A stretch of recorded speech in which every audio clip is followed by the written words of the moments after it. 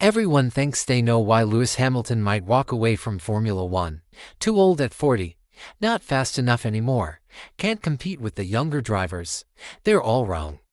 The real reason sits in a brown envelope on a restaurant table in London. Inside are photos of a 7-year-old girl who's dying from the same brain condition that killed Lewis's younger brother 25 years ago. A brother the world never knew existed.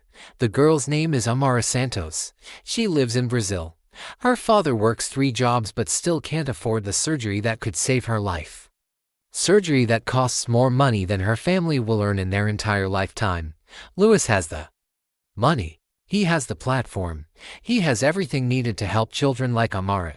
But helping them means giving up everything he's worked for since he was 8 years old. Racing or saving lives.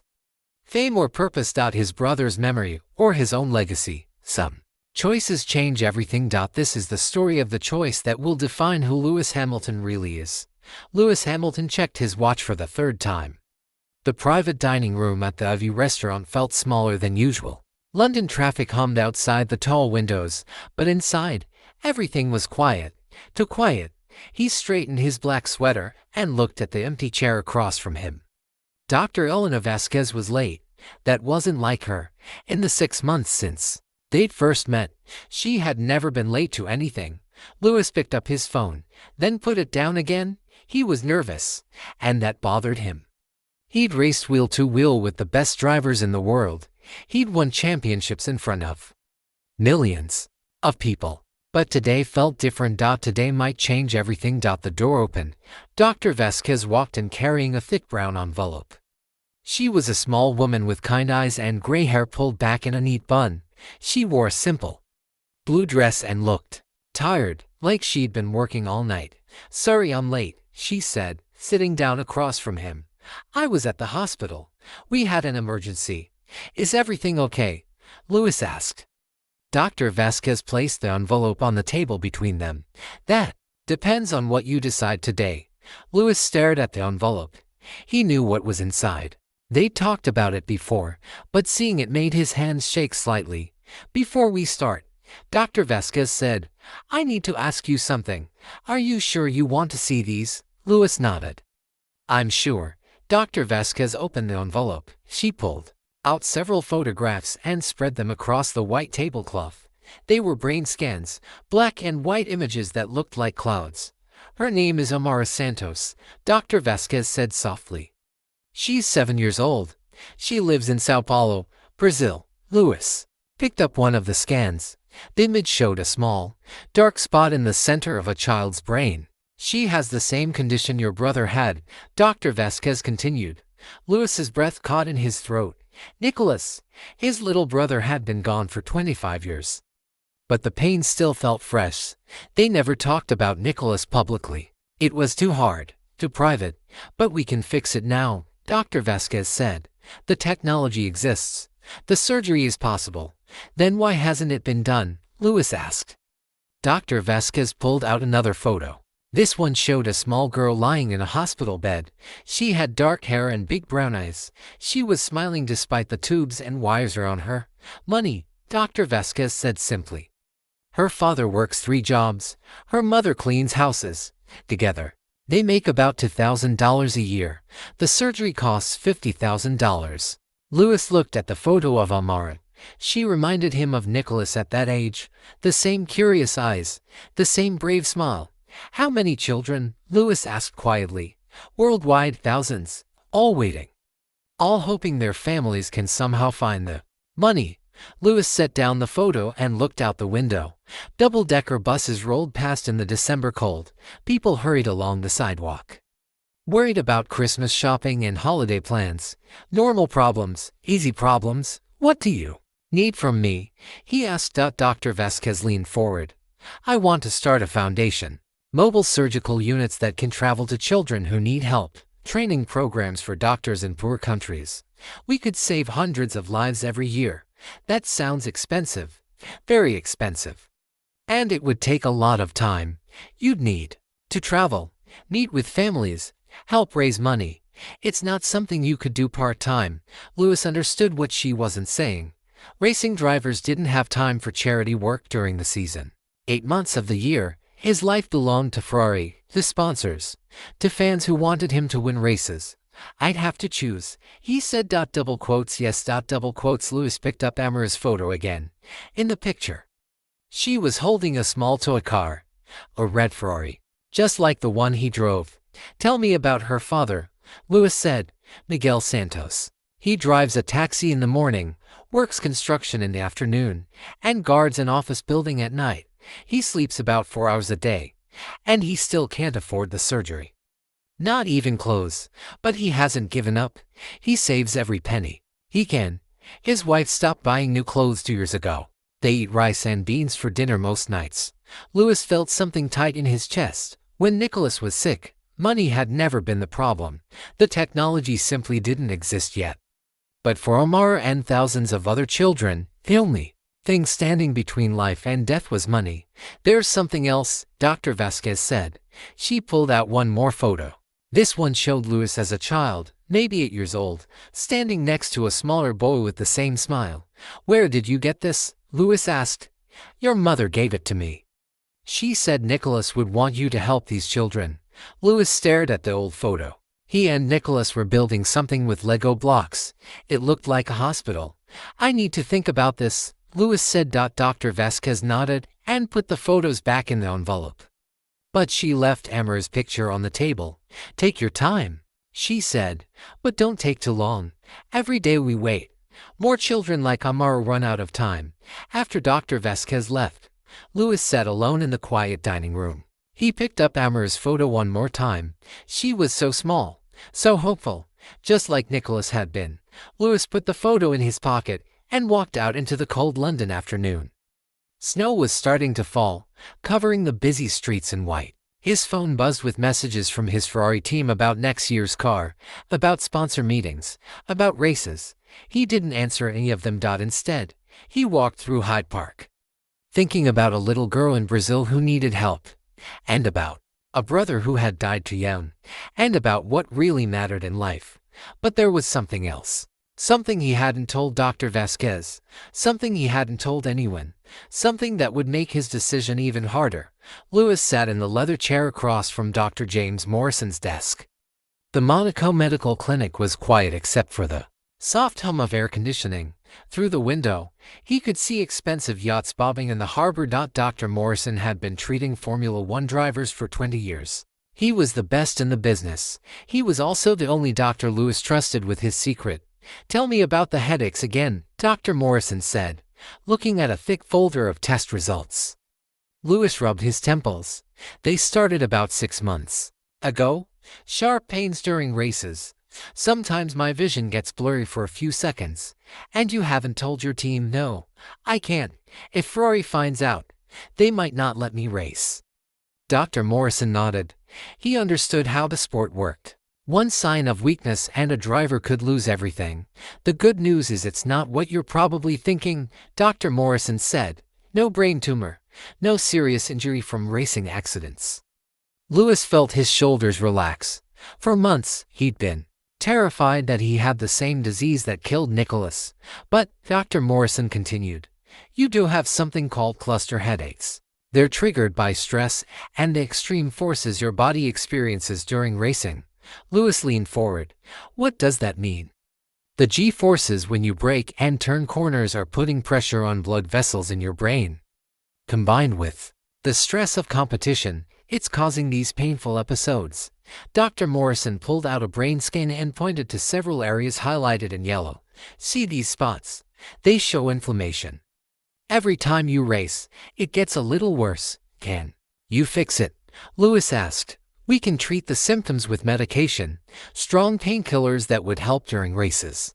But the headaches will never completely go away as long as you keep racing. Lewis stared at the scan, his own brain, showing the damage that racing was doing to his body. There's something else, Dr. Morrison said quietly. The type of headaches you're having, they're often triggered by emotional trauma. Have you experienced any major stress or loss recently? Lewis thought about his meeting with Dr. Vasquez yesterday, about Amara's photo in his pocket, about Nicholas. My brother died when I was 8, Lewis said. I've been thinking about him a lot lately. Dr. Morrison made a note in Lewis's file. That could be connected. Sometimes our bodies react to emotional pain in physical ways. The racing is the trigger, but grief might be making it worse. Lewis left the clinic feeling confused. He could keep racing with medication, but every lap would remind him of what he'd lost. Every headache would bring back memories of Nicholas lying in a hospital bed. He drove his McLaren P1 along the Monaco coastline. The Mediterranean Sea sparkled blue in the afternoon sun. Expensive cars filled the parking lots of fancy hotels. This was the life he'd built for himself. Success, money, fame. But what was the point of any of it? His phone rang. The caller ID showed Toto Wolff, his former team principal at Mercedes. Lewis pulled over at a scenic overlook. "Lewis, we need to talk," Toto said without saying hello. "There are rumors. You might not race next season. Where did you hear that?" "It doesn't matter. Is it true?" Lewis looked down at the harbor below. Millionaires were playing on their yachts while children around the world were dying from diseases that could be cured. "What if I told you I found something more important than racing?" Lewis asked. Toto was quiet for a long moment. "I'd say you're not the Lewis Hamilton I know. Maybe I'm not.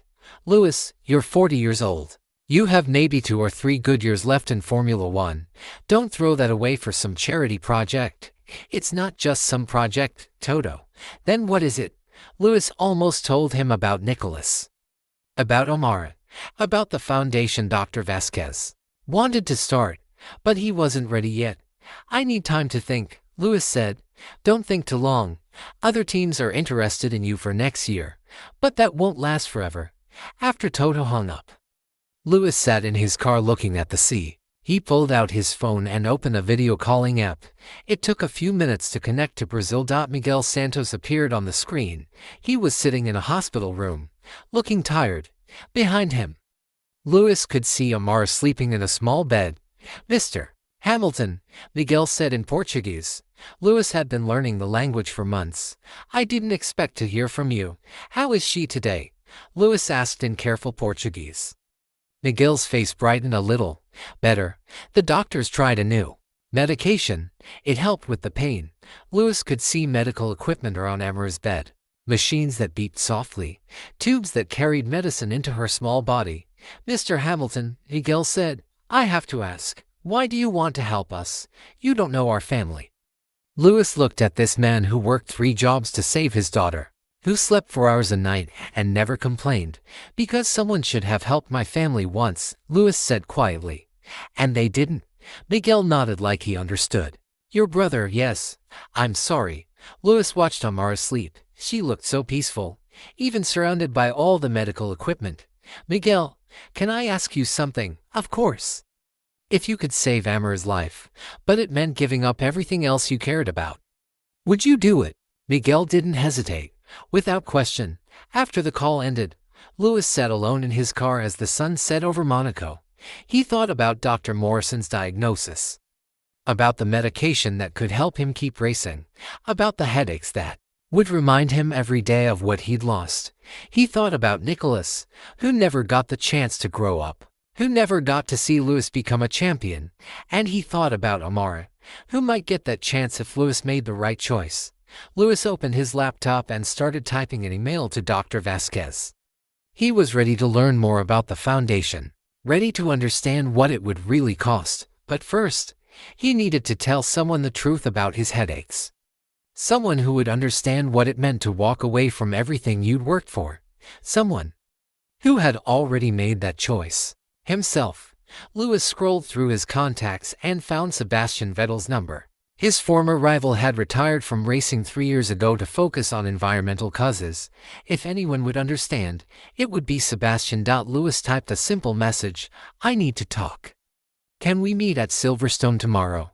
The response came back quickly. "Of course. Everything okay?" Lewis looked out at the lights of Monaco one more time. Soon, he would have to choose between the life he'd built and the life he could save. "Not yet." He typed back. "But it will be." Lewis pulled into the driveway of his childhood home in Stevenage. He hadn't been here in 6 months. The small house looked exactly the same as when he was growing up. Same red brick walls. Same white front door. Same tiny garden where his father Used to work on weekends. It felt strange to be back. Anthony Hamilton opened the door before Lewis could knock. His father's face lit up with surprise.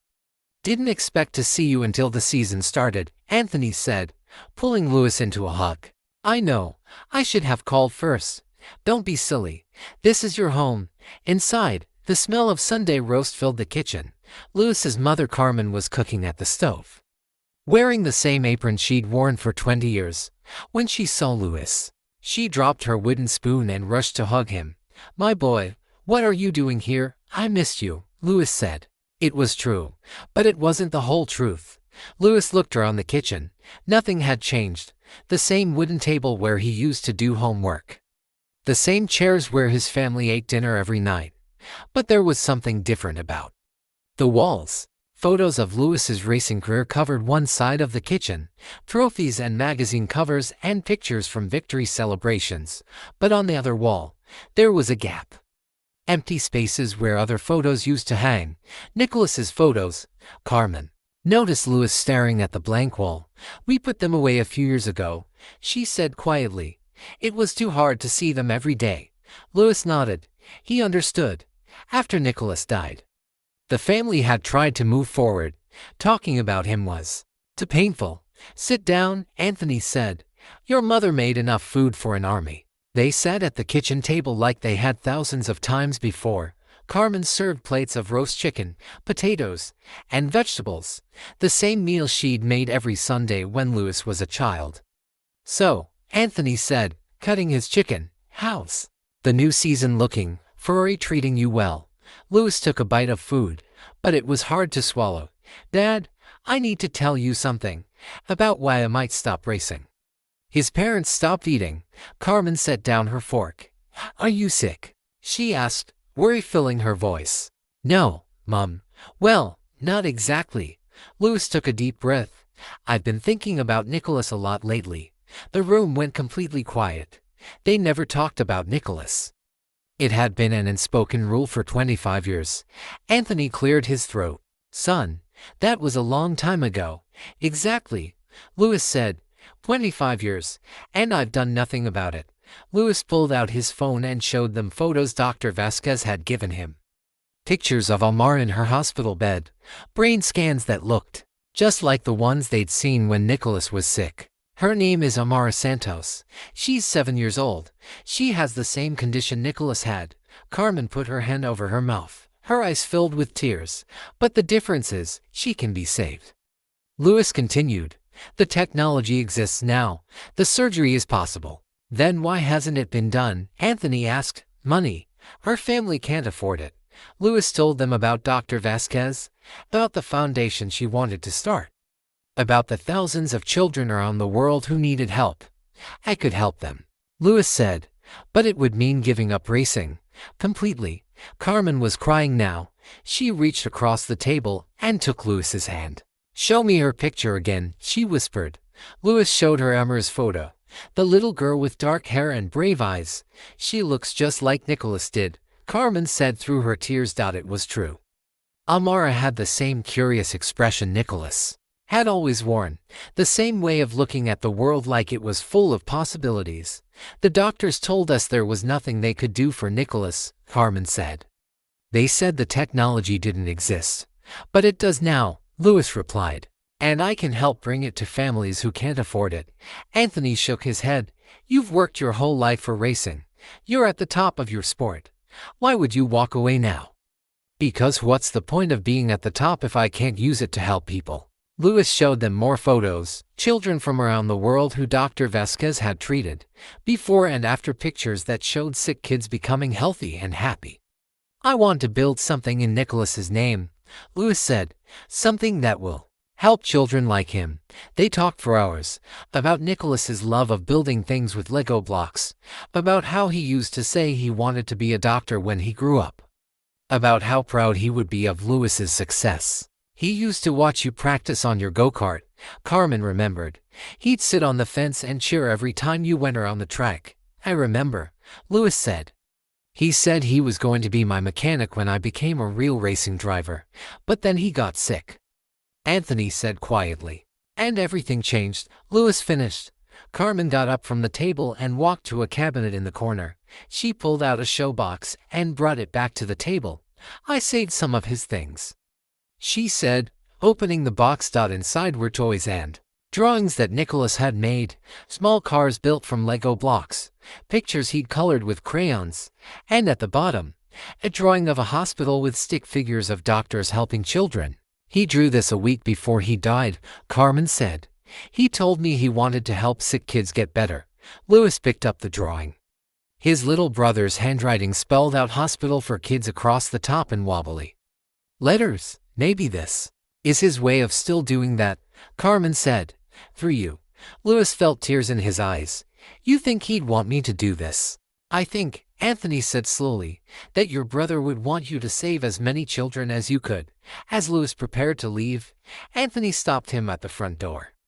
"There's something else you should know," his father said, "about Nicholas." "What?" "Night before he died, he made me promise something. He was so weak, but he was very serious." Louis waited. "He said, 'Daddy, promise me Louis will always help people.' I told him you would. I promised him." Louis felt his chest tighten. "You never told me that." "I didn't think I needed to. You've always helped people in your own way, but maybe this is what he really meant." Louis drove back to London thinking about his conversation with his parents, about Nicholas's drawing of a hospital, about the promise his father had made.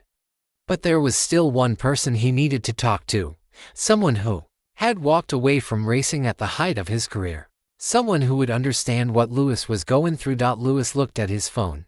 Sebastian Vettel had agreed to meet him at Silverstone tomorrow. Sebastian had given up millions of dollars and years of potential championships to focus on causes he believed in. If anyone could help Louis make this decision, it would be Sebastian. Louis just hoped he would understand why walking away from everything might be the most important victory of Louis's life. Tomorrow, he would find out. The Silverstone circuit was empty except for a few mechanics working on practice cars. Louis walked through the pit lane where he'd celebrated so many victories. The British Grand Prix had always been special to him, his home race, his home track. Sebastian Vettel was waiting by the fence, looking out at the track. He wore a simple green jacket and jeans. No team colors, no sponsor logos, just a man who had once been one of the fastest drivers in the world. "You sounded serious on the phone," Sebastian said as Louis approached. "I am." They walked together toward the spot where Louis had won his first British Grand Prix in 2008. The grandstands were empty now, but Louis could still hear the crowd cheering in his memory. "I think I'm done racing," Louis said. Sebastian stopped walking. He turned to look at Louis with sharp blue eyes. "Because of the headaches." Louis stared at him. "How did you know about that?"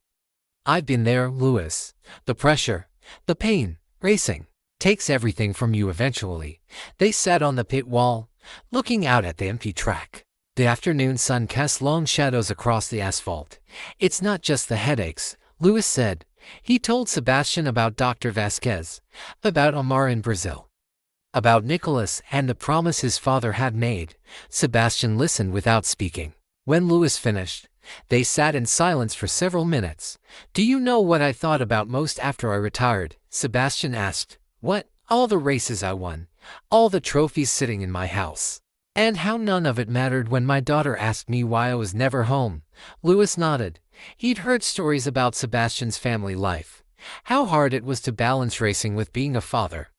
"But you don't have children," Sebastian continued. "So you're thinking about all the children you could help instead." "Something like that." Sebastian stood up and walked to the edge of the track. He picked up a small piece of rubber that had come off a tire during practice. "When I was racing, I thought winning was everything," Sebastian said. "I thought championships defined who I was as a person. Didn't they? No, they defined who I was as a driver. But that's not the same thing." Sebastian threw the piece of rubber onto the track. "You know what defines who I am now? The environmental projects I work on, the schools I've helped build, the time I spend with my family." Louis thought about that.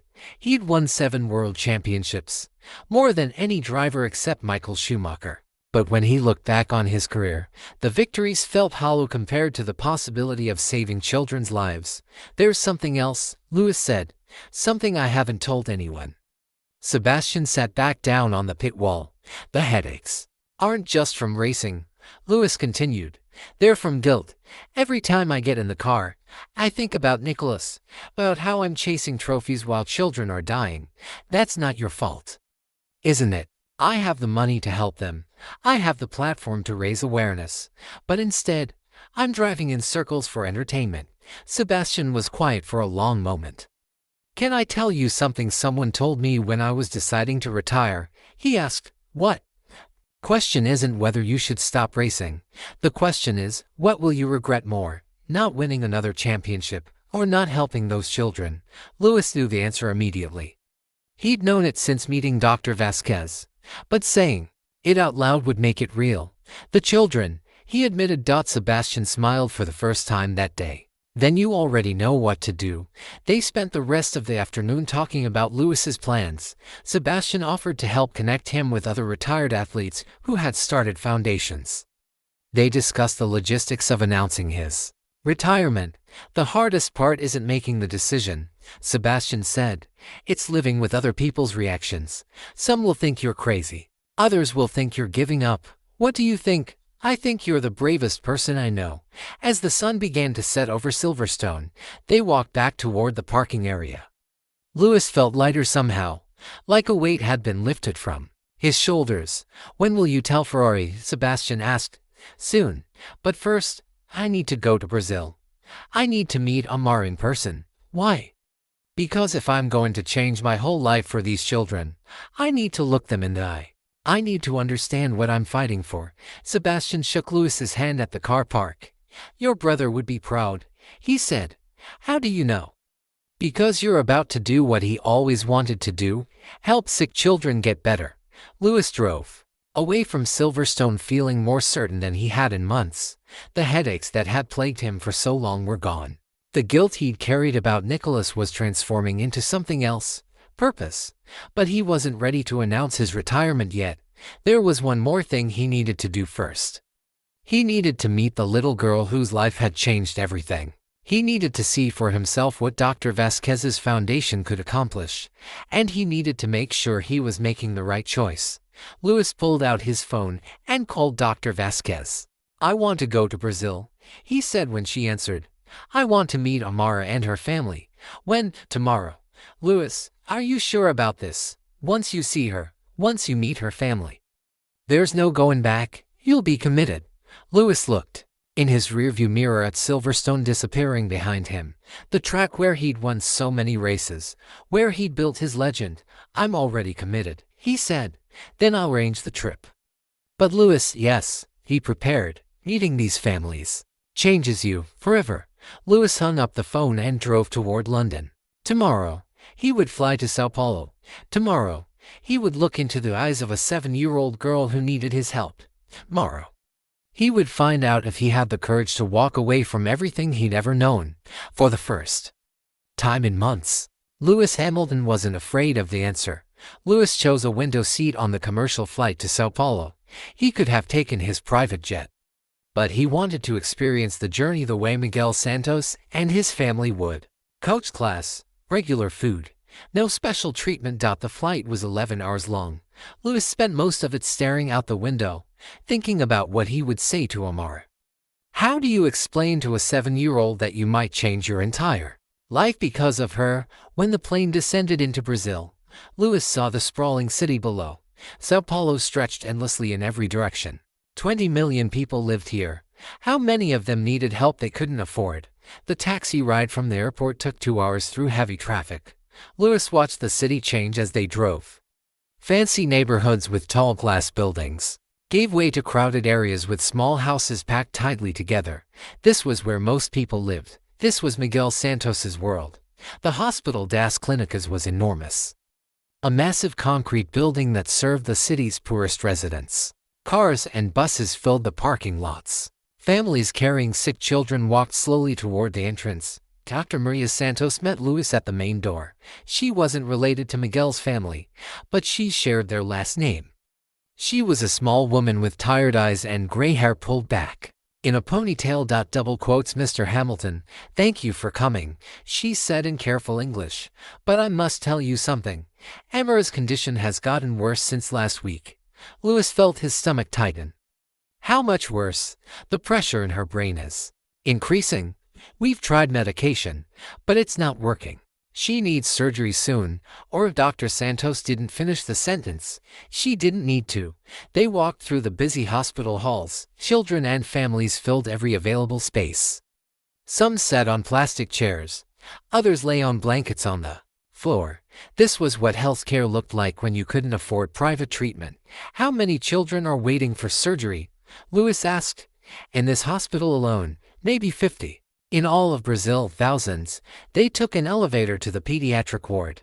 The hallway smelled like disinfectant and sadness. Nurses moved quickly between rooms, caring for too many patients with too few resources. Amara's room was small and crowded. 2 beds for children and several family members. Miguel sat beside his daughter's bed, holding her tiny hand. His wife Isabella was sleeping in a plastic chair. Dark circles under her eyes showed she hadn't slept properly in days. "Miguel," Dr. Santos said softly in Portuguese, "your special visitor is here." Miguel looked up and his eyes widened when he saw Louis. He started to stand, but Louis motioned for him to stay seated. "How is she?" Louis asked in Portuguese. He'd been practicing for months. "Sleeping mostly," Miguel replied. "The pain medicine makes her very tired." Louis looked at Amara. She was so much smaller than in the photos, fragile, pale. Tubes ran from her nose to machines that beeped softly. Her dark hair was messy against the white pillow, but she was breathing. She was alive. "Amara," Miguel said gently, "someone very special wants to meet you." The little girl opened her eyes slowly. They were brown and bright. Despite her illness, when she saw Louis, she tried to smile. "Are you really Louis Hamilton?" she whispered in English. Louis sat carefully on the edge of her bed. "I am. And I heard you're a very brave girl. My daddy says you drive the fastest cars in the world." "I do. But do you know what's more important than driving fast?" Amara shook her head weakly. "Helping people, like the doctors here are helping you." For the next hour, Louis sat with Amara and her family. She showed him drawings she'd made with crayons, pictures of red racing cars, and stick figure families holding hands. Her artwork covered one wall of the room. "This one is my favorite," Amara said, pointing to a drawing of a man in a racing helmet standing next to a hospital. "It's you helping sick kids." Louis felt tears in his eyes. This little girl had drawn his future before he'd even decided it himself. Miguel pulled Louis aside while Amara dozed. "Mr. Hamilton, I must ask you something," Miguel said quietly. "Why do you want to help us? You don't know our family." Louis looked at this man who worked 3 jobs for his daughter, who slept in hospital chairs and never complained. "Because my little brother died from the same thing Amara has," Louis said. 25 years ago, there was no cure, but there is now. I'm sorry about your brother. His name was Nicholas. He always said he wanted to help sick children when he grew up." Miguel nodded slowly. "So you helped them for him, and for Amara, and for all the other children." That evening, Louis walked through the Liberdade district in central São Paulo. It was the Japanese neighborhood, full of small restaurants and shops. He thought about his childhood in Stevenage. His family wasn't rich, but they never had to choose between medical care and food. Here, families made impossible choices every day. Louis called Dr. Vasquez from his hotel room. "I've met her," he said, "and I'm ready to commit. But I want to do more than just fun surgeries." "What do you mean?" "Mobile surgical units that can travel to children who can't get to hospitals. Training programs for doctors in poor countries. Scholarships for medical students. A foundation that can help thousands of families, not just one." Dr. Vasquez was quiet for a moment. "That would require a massive commitment. Years of your life. Millions of dollars." "I know. And you'd have to step away from racing completely. No part-time charity work. This would be your full-time job." Louis looked out his hotel window at the lights of São Paulo. Somewhere in this city, Amara was sleeping in a hospital bed. Somewhere else, other children were waiting for help that might never come. "I'm ready," he said. "When do you want to announce it?" Lewis thought about the racing season ahead. About the Brazilian Grand Prix at Interlagos, just a few hours from where he sat now. "I want to race one more time," he said, "here in Brazil, at the track where I won my first championship. That's 8 months away, I know, but if I'm going to end my racing career, I want to end it here, where this all started." Dr. Vasquez understood. "The Brazilian Grand Prix will be your farewell race." "Yes, and that's where I'll tell the world about the foundation." After hanging up, Lewis sat alone in his hotel room. He looked at a photo Amara had given him, a drawing of a racing driver helping a little girl stand up. Tomorrow, he would fly back to London. He would tell Ferrari he needed time to think about his future. He would keep his plans secret for 8 more months, but his racing career was already over. He just hadn't announced it yet. Lewis Hamilton, 7-time world champion, was about to become something else entirely. A doctor, a helper, a man who chose children's lives over championship trophies. And for the first time in his life, that felt like the victory that mattered most. 8 months later, Lewis stood in the Ferrari garage at Interlagos Circuit. The Brazilian Grand Prix was about to begin, the last race of the season, the last race of his career. Nobody knew except him. The Interlagos track held special meaning for Lewis. This was where he'd won his first world championship in 2008. Rain had poured from the sky that day, but Lewis had driven like a man possessed. Now, 17 years later, he was back where it all began, and where it would all end. "You seem different today," said Paolo Rossi, his race engineer. "Different how?" Lewis asked, adjusting his helmet, calmer, more relaxed, usually before a race. "You're like a tiger in a cage." Lewis smiled inside his helmet. Paolo was right. There was no pressure anymore, no stress about winning or losing. He'd already made the most important decision of his life, just enjoying the moment. Lewis said. The garage buzzed with activity. Mechanics made final adjustments to his car. Team managers talked on radios. Sponsors took photos for social media. The world of Formula One moved around him like it had for 20 years. But Lewis felt separate from it all, like he was watching someone else's life. Before leaving for the grid, Lewis had one more visit to make. The Hospital das Clínicas was only 20 minutes from the racetrack. Dr. Maria Santos met him at the entrance with a huge smile. "She's been waiting for you all week," Dr. Santos said. They walked through the same hallways Lewis had first seen 8 months ago, but everything looked different now. The walls were freshly painted. New equipment filled the rooms. Computer screens showed the latest medical technology. The Nicholas Hamilton Foundation had been working quietly for months, preparing for its public launch. Amara's room was in the new pediatric wing. Sunlight streamed through large windows.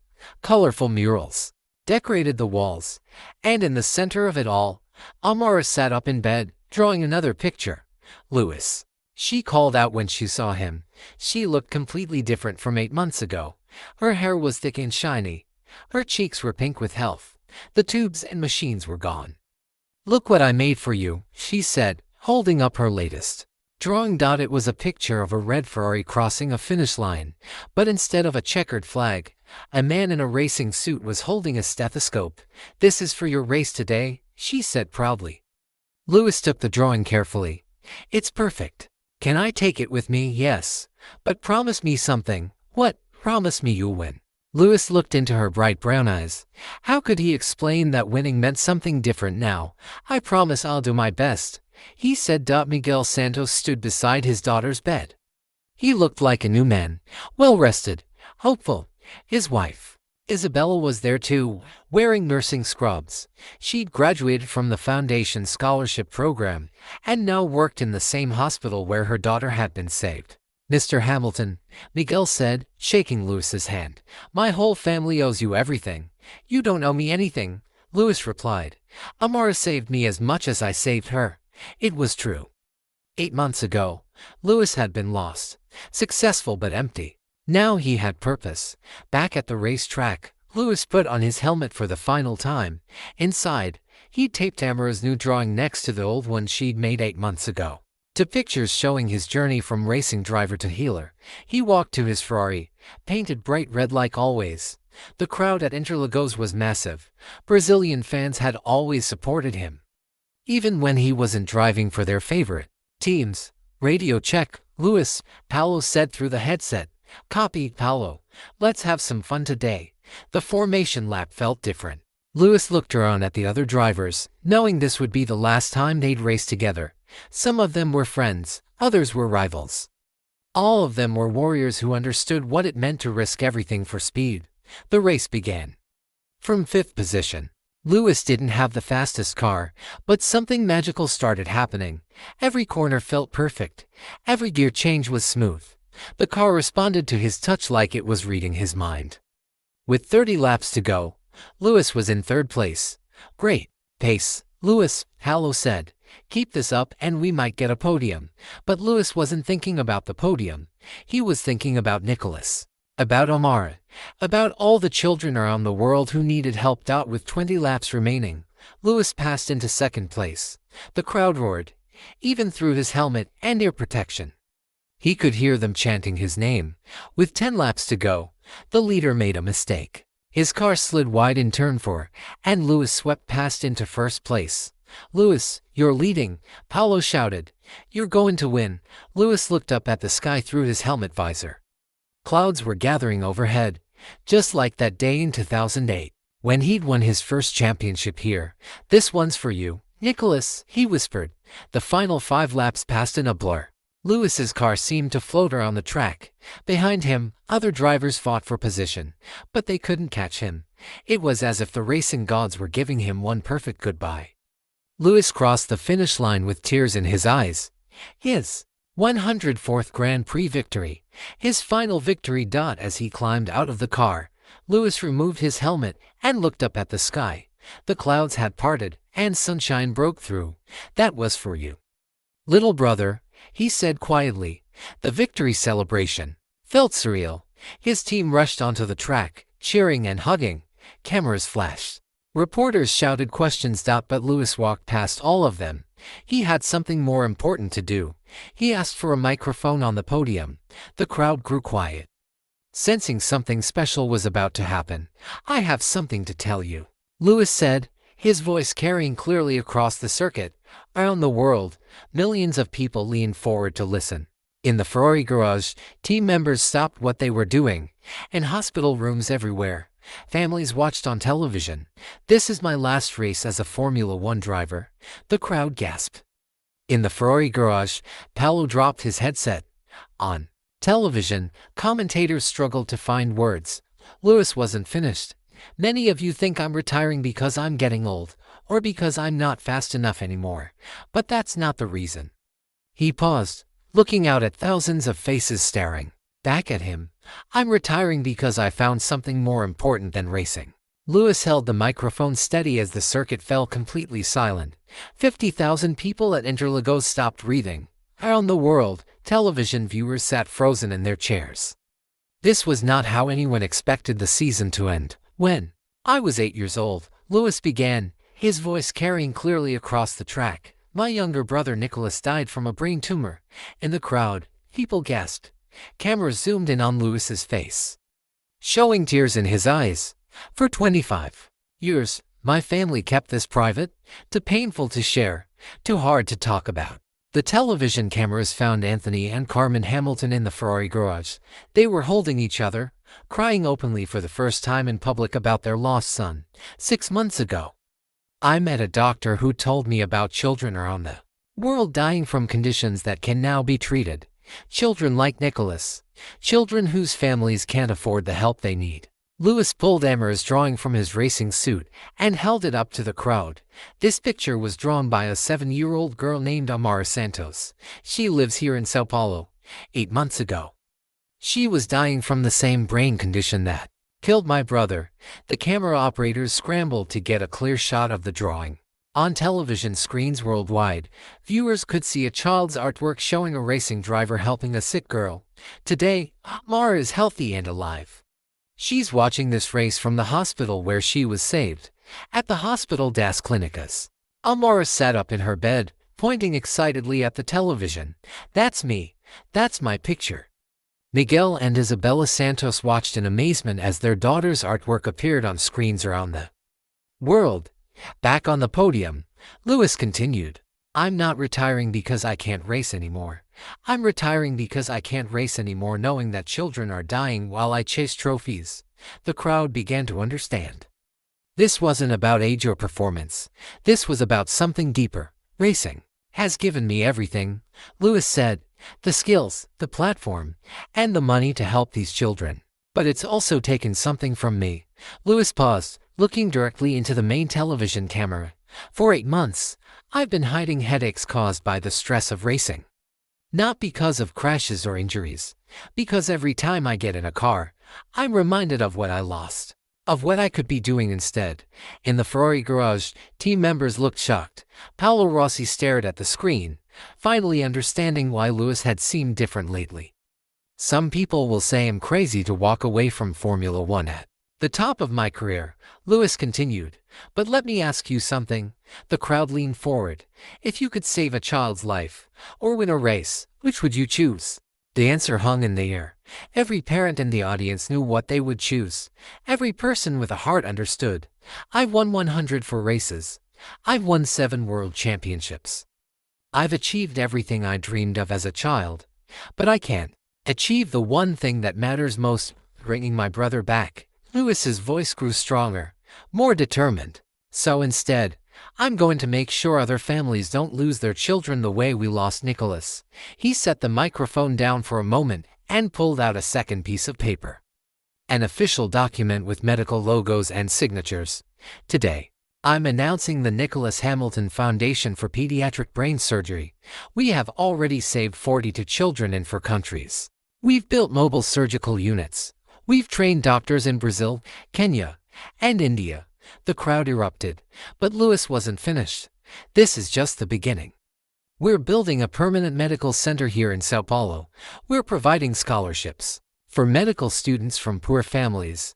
We're creating a world where no child dies because their parents can't afford treatment. Around the world, social media exploded. Hashtag Nicola Hamilton Fontan began trending within minutes. Donation pledges poured in from other athletes, celebrities, and ordinary people moved by Lewis's story. I want to be clear about something, Lewis said, raising his voice over the cheering crowd. This isn't a part-time hobby. This isn't something I'll do when I'm not racing. This is my new full-time job. In television studios around the world, commentators struggled to find words. Martin Brundle, who had covered Lewis's entire career, wiped tears from his eyes. The headaches I mentioned, Lewis continued, they disappeared the moment I decided to help these children. The guilt I carried about Nicholas has become something else. Purpose. Lewis looked out at the sea of faces staring back at him. Brazilian fans held up signs with hearts and messages of support. Nicholas always said he wanted to be a doctor when he grew up. He wanted to help sick kids get better. He never got that chance. Lewis's voice broke slightly, but maybe he's getting that chance now, through me, through this foundation, through everyone who chooses to help. The crowd was on its feet now, cheering not for a race winner, but for someone who had chosen to use success to help others. I know many of you are sad to see me leave racing. I'm sad too. This sport gave me everything, but it also taught me that true victory isn't about crossing finish lines first. Lewis picked up Amara's drawing one more time. True victory is about helping others cross their own finish lines. About giving children the chance to grow up. About turning personal tragedy into hope for other families. He looked directly into the camera. To every family watching who has a sick child, I want you to know, you are not alone. We will find you, we will help you, and we will never give up on your children. Lewis set down the microphone and stepped back from the podium edge. The Brazilian crowd gave him a standing ovation that lasted 10 minutes. But Lewis wasn't looking at the crowd anymore. He was looking up at the sky, where clouds were breaking apart to let sunshine through. We did it, Nicholas, he whispered. We finally did it. As Lewis left the podium, reporters shouted questions from every direction, but he didn't stop to answer them. Instead, he walked directly to a waiting car that would take him back to the hospital, back to Amara, back to the work that would define the rest of his life. In Ferrari's garage, Frederick Vasseur shook his head in amazement. In 30 years of racing, I've never seen anything like this. Sebastian Vettel, watching from the VIP section, smiled through his tears. He pulled out his phone and sent Lewis a simple message: "Your brother is proud. We all are."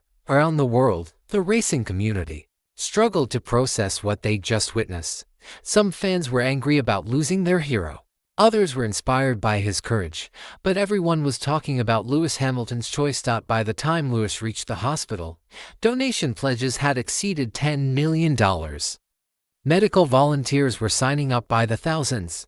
The Nicholas Hamilton Foundation had become a global movement in less than an hour, but Lewis wasn't thinking about the money or the publicity. He was thinking about Amara, who was waiting for him with another drawing, this one showing a doctor in racing overalls helping children all around the world.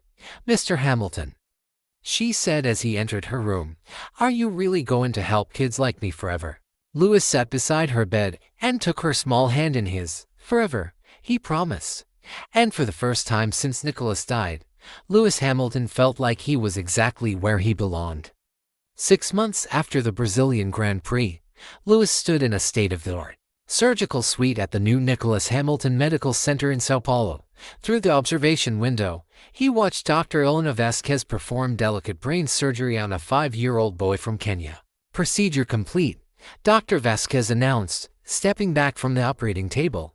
"This little guy is going to be just fine." Lewis felt the familiar tightness in his chest. But it wasn't pain this time. It was gratitude mixed with amazement. 6 months ago, this boy would have died in his village without ever seeing a doctor. Today, he would go home to his family completely healed. The Nicholas Hamilton Foundation had transformed beyond Lewis's wildest dreams.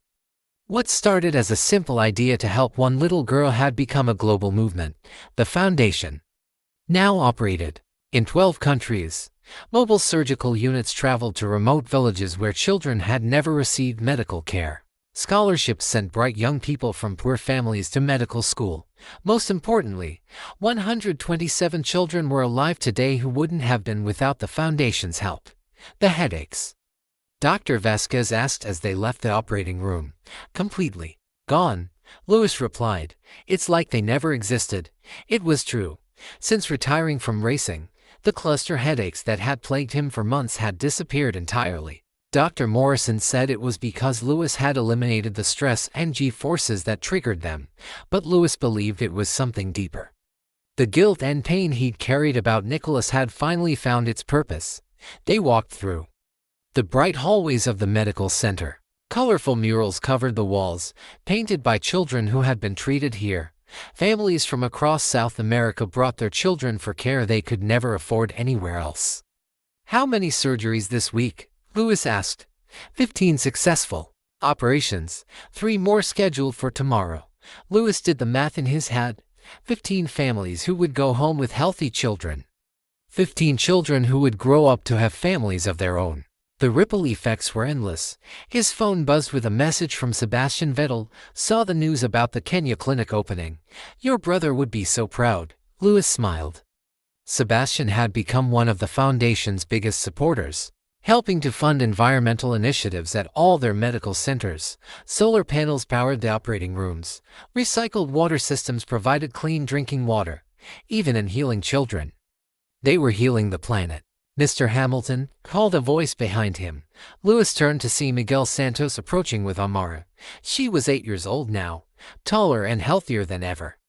Her dark hair bounced as she ran toward him. "Lewis," she shouted, throwing her arms around his waist. Miguel looked like a completely different man from the exhausted father Lewis had first met. He now managed the foundation's South American operations, coordinating care for children across the continent. Isabella had graduated at the top of her nursing class and supervised the pediatric ward. "We have something to show you," Amara said. Taking Lewis's hand, she led him to a special room in the medical center. The walls were covered with photos and letters from children around the world who had been helped by the foundation. In the center of the room stood a glass case containing a small object. "What's that?" Lewis asked. "Open it," Amara said excitedly. Inside the case was a small Lego hospital, carefully preserved behind glass, the same one Nicholas had built when he was 6 years old. Carmen Hamilton had donated it to the medical center. Your mother said Nicholas would want it here, Miguel explained, where it could inspire other children. Louis stared at the tiny plastic building. His little brother's dream, made real on a scale Nicholas could never have imagined. There's something else, Amara said. She handed Louis a letter written in careful English. Dear Mr. Hamilton.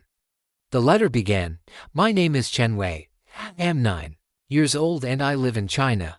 The doctors in my city said I needed an operation but my family could not pay for it. Then we heard about your foundation. Now I am healthy and I want to be a doctor like you when I grow up. Thank you for saving my life. Your friend Chen Wei. Louis read similar letters every day. Children from villages in Africa, mountains in Peru, islands in the Philippines. Each letter represented a life saved, a family kept together, a future made possible. How does it feel? Miguel asked. To know you've saved so many children. Louis thought about the question. 6 months ago, he'd been one of the most famous athletes in the world. His name was known in every country. His face was on magazine covers and billboards. Now, most people saw him as simply Dr. Hamilton. He was studying pediatric medicine at the University of Sao Paulo, learning to counsel children and families facing serious illnesses. His racing trophies sat in storage while his medical textbooks filled his apartment. It feels like I'm finally doing what I was meant to do, Louis said. That evening, Louis video called his parents from his small apartment in Sao Paulo. They were in London, managing the Foundation's European operations from an office near Great Ormond Street Hospital. The Queen wants to knight you, Carmen said with a huge smile, for services to children's health care. Your brother would be so proud, Anthony added. We all are. Louis looked at a photo on his desk. Nicholas at age 6. Wearing a toy stethoscope and pretending to examine his stuffed animals. I dream about him sometimes, Louis said. He's older now, and the dreams, a real doctor, working alongside me. Maybe he is, Carmen replied softly. Maybe he's been working through you all along. Later that night, Louis walked through the quiet streets of Sao Paulo. The city never truly slept, but it was calmer at midnight. Street vendors sold food to late shift workers. Taxi drivers like Miguel used to be picked up passengers from bars and restaurants. Louis's phone rang. It was Dr. Morrison calling from Monaco. Louis, I have news, the doctor said. We've been studying your case. The complete elimination of your cluster headaches after retiring from racing. It's remarkable. What about it? We think it proves something important about the connection between stress, guilt, and physical health. We want to publish a study. It could help other people who suffer from stress-related conditions. Louis thought about it, even his medical case could help people. Nothing in his life was wasted anymore. Do it, he said. If it helps others, do it. The next morning, Louis received a call that changed everything again. Dr. Vasquez's voice was excited on the phone. Louis, I just got word from the World Health Organization. They want to partner with us, global funding, United Nations support. We could help 10,000 children next year instead of hundreds. Louis sat down heavily in his chair. 10,000 children. The number was overwhelming. What would that require? Everything. Your complete commitment. Years of travel. Building medical centers on every continent. Training thousands of doctors. Louis looked out his window at the busy Sao Paulo streets. Somewhere in this city, and in cities around the world, children were waiting for help. Children like Amara. Children like Nicholas. I'm ready, he said. That afternoon, Louis returned to the medical center. In the children's ward, a new patient had arrived. A 6-year-old girl from rural Brazil, brought by parents who had traveled for 3 days to reach Sao Paulo. Louis sat beside her bed as she drew pictures with crayons. She was drawing the same thing Amara had drawn months ago, stick figures of doctors helping children. What's your name? Louis asked in Portuguese. Sophia, the girl replied shyly. That's a beautiful name. Do you know what it means? She shook her head. It means wisdom. And do you know what wisdom is? No. Wisdom is knowing what's really important in life. Louis looked around the bustling medical center. Doctors and nurses moved between rooms, caring for children from dozens of countries. Families held each other in waiting areas, hoping for good news. Medical students practiced procedures they would one day use to save lives. This was wisdom. This was what mattered. Lewis Hamilton had won 104 races and 7 world championships. But none of those victories compared to the victory he felt every time a child walked out of this hospital healthy and whole. He pulled out his phone and typed a message to Sebastian Vettel, "You were right. This is the victory that matters most." The response came back quickly, "Welcome to the rest of your life, my friend." Lewis smiled and put his phone away. He had work to do, children to heal, families to save, a brother's dream to fulfill. For the first time in his 40 years, Lewis Hamilton knew exactly who he was supposed to be, not a racing driver, a healer, and that felt like the greatest victory of all. We'd love to know, where are you listening from today?